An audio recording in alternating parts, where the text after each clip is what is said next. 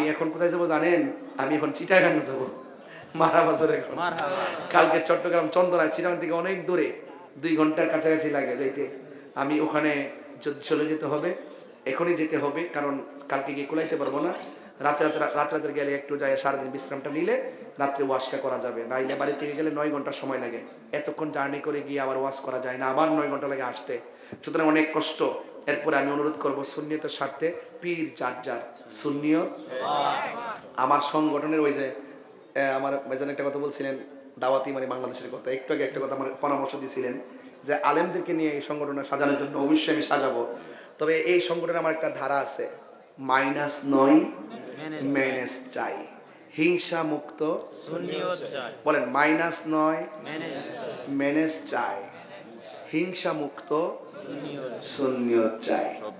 ইনশাআল্লাহ আমরা সকল দরবারকে মহব্বত করি।